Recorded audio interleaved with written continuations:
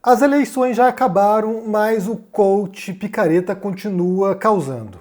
E aí eu quero ouvir com vocês aqui uma fala feita agora, né, depois da eleição, pelo ex-candidato à Prefeitura de São Paulo, porque agora vai para o segundo turno, a disputa vai ser entre Ricardo Nunes e Guilherme Boulos, e tudo indica, né, como a gente falou recentemente aqui, que quem vai levar essa vai ser o Nunes, porque a vantagem é muito grande e se imagina que os votos do Pablo Marçal serão transferidos para o Nunes, até porque estão no mesmo campo ideológico, ambos representam ideais da extrema-direita, então é muito difícil imaginar que o eleitor do Marçal vá votar no Boulos. Mas aí o Marçal tem uma visão diferente sobre o assunto, né? Eu quero ouvir com vocês aqui o que ele disse agora e tentarmos entender a lógica por trás dessa fala do Pablo Marçal e se ela reflete a realidade ou não e se ele está agora torcendo para o Guilherme Boulos, né? Vai ser cabo eleitoral do Guilherme Boulos. Vamos ouvir juntos aqui e depois pensarmos algumas coisas sobre isso. Mas de jeito o Boulos vai ganhar. Você está sentindo isso, sim ou não? Ele vai ganhar. Vou explicar por quê. Vocês estão prontos para ouvir ou não? Ele só vai ganhar, infelizmente. Eu só entrei na eleição porque eu sabia que ele ia ganhar. Se esses patifes, esses canalhas, não tivessem me freado, o que aconteceria? Ele não estaria no segundo turno. Então quem colocou o Boulos no segundo turno foi quem me atacou. Então eles agora resolvem o problema. Porque é fácil conquistar 1.719.024 pessoas. Vocês entenderam ou não? Marçal, mas você pode salvar. Eu não, quem salva é Deus. Segundo, se forem humildes de coração e assinarem as propostas. Para falar de proposta precisa de todos os 5. Eu não quero 6. Não serve Lula, não serve Boulos, não serve. Tem que ser os 5. Os 5 confessando a mentiraiada e o ataque desproporcional que realizaram contra a minha pessoa. Conseguiu fazer isso, nós vamos partir para assinar as propostas que eu acredito que vai mudar São Paulo. Cara, você vai deixar o Boulos ganhar? Não vai, porque eu fiz de tudo. Eu humilhei ele do começo ao fim, eu tomei os votos dele, eles não estão entendendo depois que abriu as urnas, porque que em 6 lugares, que é reduto ferrado do PT, eu fiquei com 15 pontos na frente dele, ou 12 pontos. Eles não sabem como que isso aconteceu. Então, para quem tá achando que meus votos, como o Valdemar Costa Neto falou, não precisa do Marçal apoiar a gente, não, esses votos é nosso. Vamos ver. Então, aqui você tem o Pablo Marçal, em algumas das falas dele pós-eleição sobre isso, né, meio que prenunciando que o Boulos vai ganhar, tem ele aqui dizendo que ele ganhou em algumas zonas eleitorais que eram redutos eleitorais do PT em São Paulo. E aí, para isso, a gente vai ter que olhar o mapa aqui eleitoral, né, para entender o que ele está falando. Mas é claro que nesse discurso do Marçal, ele está valorizando o passe dele, né? O cara é um marqueteiro, o cara é um coach, né? Então, assim, tudo que ele faz é vender a própria imagem, tudo que ele faz é vender ele mesmo como se ele fosse o detentor de algum tipo de conhecimento privilegiado. É a ideia, né? A ideia do coach, a ideia de alguém que acessou um tipo de compreensão do mundo que mais ninguém tem, e para você ter acesso a isso, você tem que passar por ele, né? É quase um guru moderno, né? É um formato que rende muito dinheiro para muita gente. Então, ele vem e fala isso, e aqui ele está tentando, como eu falei, valorizar o passe dele para que o Nunes agora se aproxime dele e suplique por ajuda, né? Suplique ajuda, suplique perdão, suplique a adesão do Pablo Marçal na campanha do Nunes. Ele aqui diz que vai ter um preço alto, né? Vai ser caro fazer isso, né? Então, assim, ele não vai simplesmente do nada começar a apoiar o Nunes. Ele está dizendo aqui, olha, eu posso apoiar, eu posso ir contra o Boulos, mas o preço vai ser alto. E aí ele fala sobre o mapa eleitoral de São Paulo. Vamos olhar aqui, né? Eu estou com o mapa aberto, tanto de presidente aqui na última eleição de 2022, quanto agora na eleição para prefeito de 2024. A primeira coisa é que, de fato, ele está falando uma coisa que é real, né? Se você olhar o mapa aqui eleitoral da presidência, né, que está aqui em vermelho, vermelho onde o Lula ganhou, e em cinza onde o Bolsonaro ganhou nesse mapa da cidade de São Paulo. E aqui nesse outro, que é da prefeitura, que é o primeiro turno da eleição para prefeito, você tem em verde o Nunes, em laranja o Boulos e em azul o Marçal. Se você comparar, você percebe que há algumas regiões ali que de fato na Zona Leste, por exemplo, o Marçal acabou pegando essas regiões que eram redutos, talvez não tão fortes assim do PT como ele sugere, mas acabou levando algumas zonas ali de São Paulo. Mas se você olhar esse mapa também, você percebe como a Zona Sul de São Paulo, ela foi conquistada pelo Nunes, ou seja, pela extrema-direita bolsonarista. Então, assim, ele tentar relacionar aqui como se ele, né, Pablo Marçal, houvesse conquistado eleitorado de esquerda, eleitorado do PT para ele, e que ele pode influenciar nesses votos para que eles não sejam dados para o Boulos, mas para o Nunes, é forçar muito a tinta, né? É tentar, distorcer aqui, deturpar esses dados para que se encaixem na narrativa que ele quer vender, desse poder que ele tem de manipulação dos votos e de direcionamento desses votos ou não. Ele pode se isentar nessa história aqui e deixar com que os votos retornem para o Boulos. Então aqui, para entendermos isso, teríamos que entender as causas que levaram certas regiões que votaram no PT para a eleição presidencial para votarem ou para o Marçal ou para o Nunes. Então, o que aconteceu nessas regiões? Qual foi a mudança de perspectiva? E só lembrando também que eleição para prefeito não é igual a eleição presidencial, são coisas diferentes, são mecanismos diferentes, são muitas coisas diferentes, são muitas causas diferentes. Tanto que você pode ter, por exemplo, cidades que votaram em peso para o Lula na presidência e votaram para candidato da extrema-direita agora. Então, assim, uma coisa não tem relação com a outra. O universo da eleição para prefeito é diferente do universo da eleição presidencial. Então, ele tentar cavar esse pênalti aqui, tentar, vender esse passe dele, né, valorizar o passe dele, talvez não funcione tão bem assim com base na realidade. Como eu falei, aqui teria que perceber, teria que descobrir o que houve nessas regiões, de modo que Nunes conquistou zonas eleitorais que eram do PT na eleição presidencial e o Marçal conquistou também regiões que eram do PT na eleição presidencial. A gente pode imaginar que são causas multifatoriais aqui, pode ter muitas razões para isso acontecer.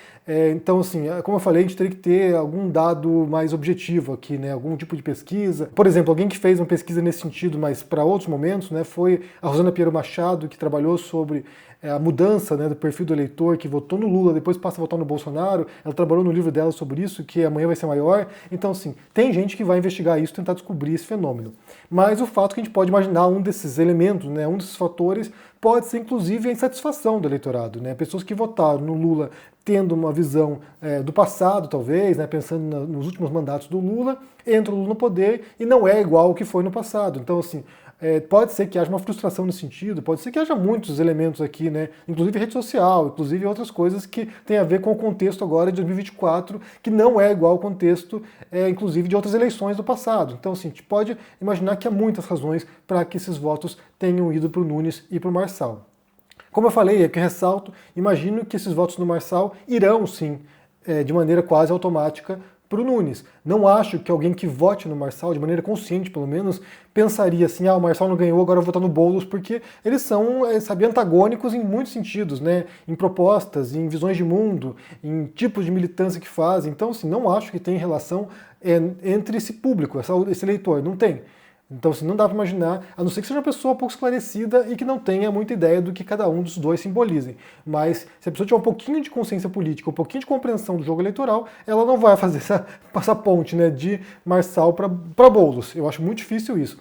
É claro que pode haver algum tipo de reversão desses votos, né? Pessoas que votaram, num candidato querendo que o outro não entrasse, e assim por diante, que é o tipo do voto útil, né?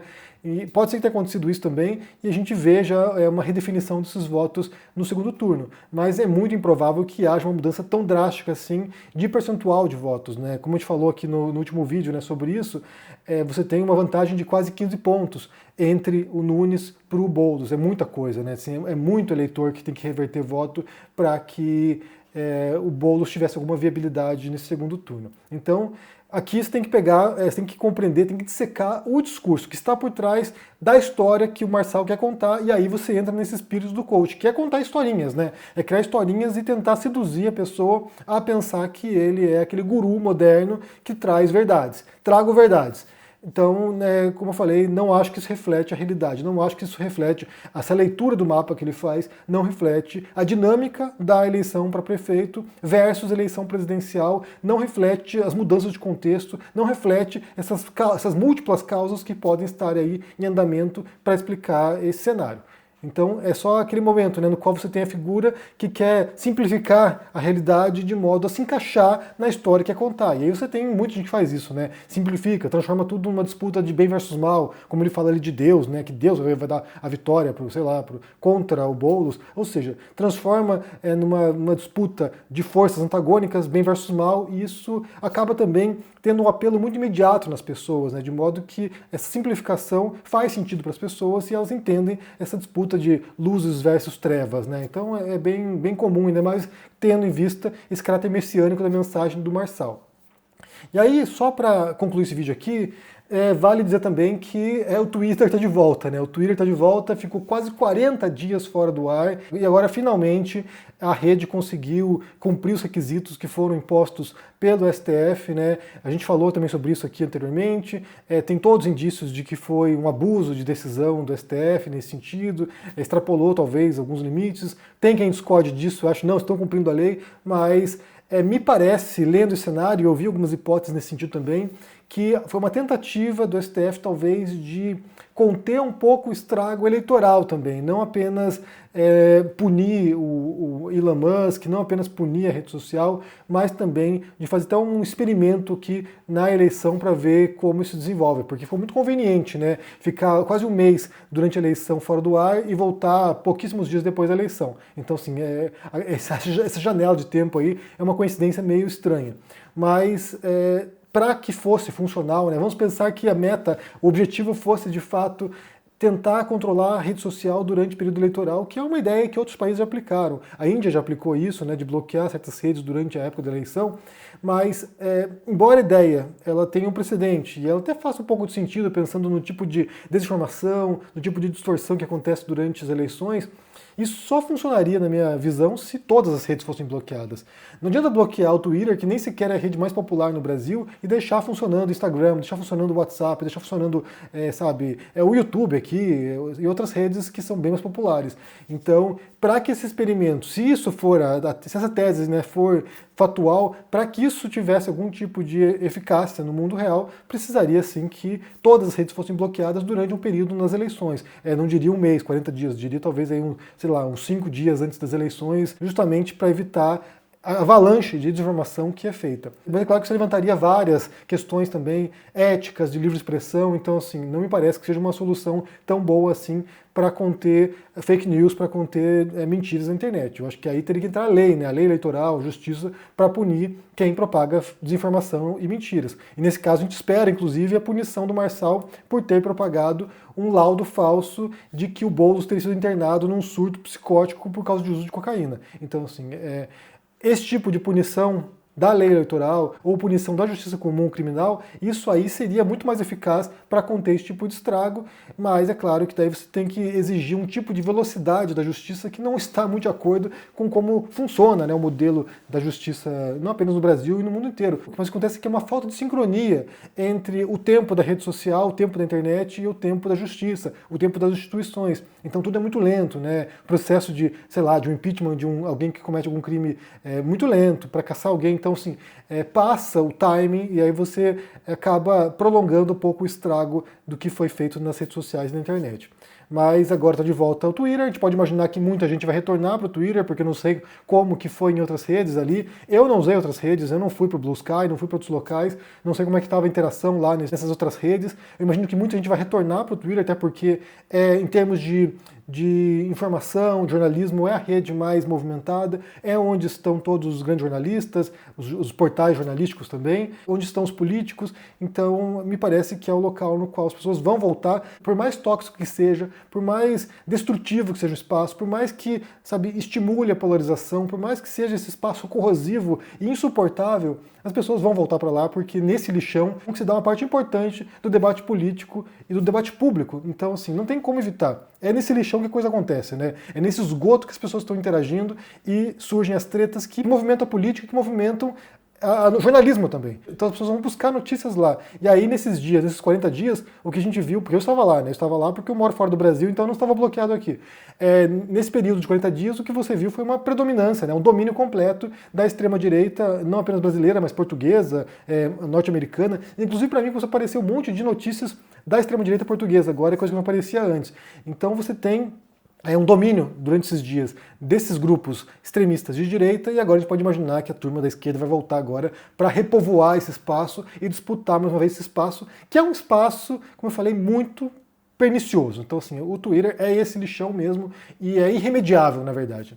Bem, me diga o que vocês pensam aqui sobre essa história, essa fala do Pablo Marçal aqui, dando a entender que ele tem o poder de reverter a possível vitória do Boulos, né? Como se o Boulos estivesse aqui ameaçando o Nunes em termos de pesquisa eleitoral, né? De intenções de voto, coisa que não está acontecendo. Está bem longe do Nunes. Mas como é que você entende essa fala do Marçal? O que ele quer dizer? Ele já cantou a bola que ele vai também participar da próxima eleição, seja para governador de São Paulo, seja para presidente. E aí é o receio tremendo, né? Um país que votou no Collor e que elegeu também o Bolsonaro vai eleger o Marçal no estalar de dedos. Então, assim, a gente pode imaginar que se ele vier para a presidência, Deus nos acude aqui. Sinceramente, esse cara aqui tem um potencial destrutivo também tremendo. Ele é o Twitter em forma de pessoa. O Marçal é esse cara. Bem, me diga o que vocês pensam aqui no comentário, deixa o joinha, se inscreva no canal aqui, ativando o sininho, isso é muito importante para ajudar aqui no engajamento. Se torne um membro, dá uma força e se cuide por aí. Um forte abraço e até mais. Tchau!